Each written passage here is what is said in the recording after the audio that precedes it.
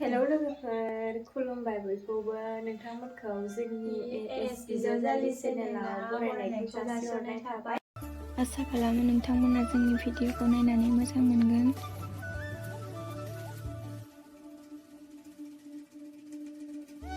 जोंनि खानायखौ गोलाव गोलाव होननानै बुंहरलायदो लोगोफोर। आं खानायखौ बेफोरबायदि नुनोल' मोजां मोनो, ओमफ्राय बेफोरबायदि खेबखोनानै लाबाय थायो। बेखायनो नै बारा गोलाव नङा आंनि खानायखौ गनानै बेसेबां बया नुनाय जादों। बिनिखायनो उपाय माजों समायगोन माजों समाया गबाबो एकदमबारे सोरना बारदैखौनो खालामजोबनानै लाबाय आरो गबाबो आङो बेफोरबायदि लानो मोजां मोनखायो।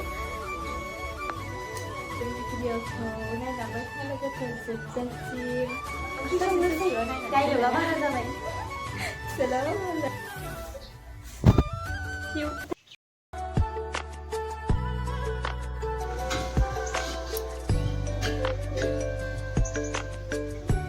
खुमब्राजों हांसो गाबोन नुगोन दैखो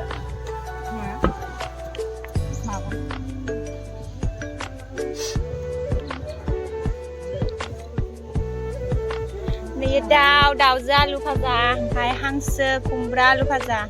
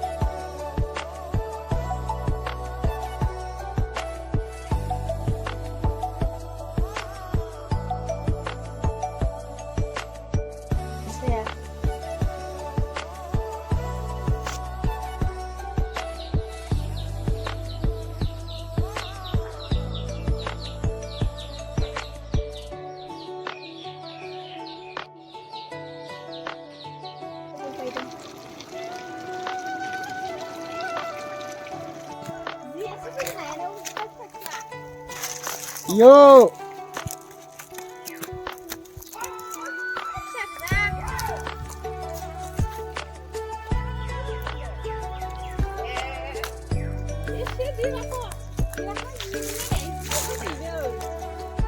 Kay kilo जागोन ya?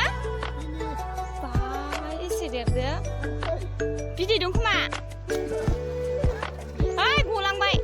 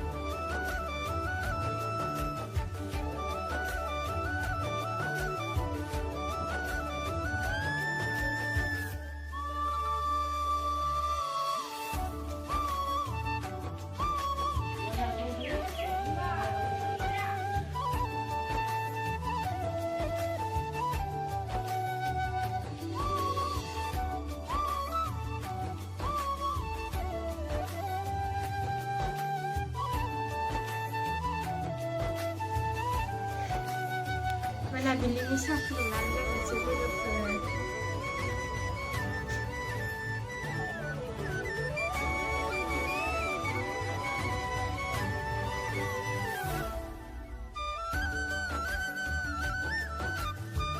बैहाय लोंहैगोन जों साहाखौ नानि मोनखो नेनाय फाजिनो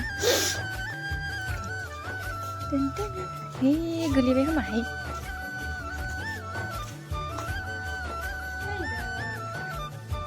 बेहाय लोगोफोर बेखौ भिडिअ लानायावनो आंना सायासो गोलैना होबाय थौ एक्ट्रिस फिसा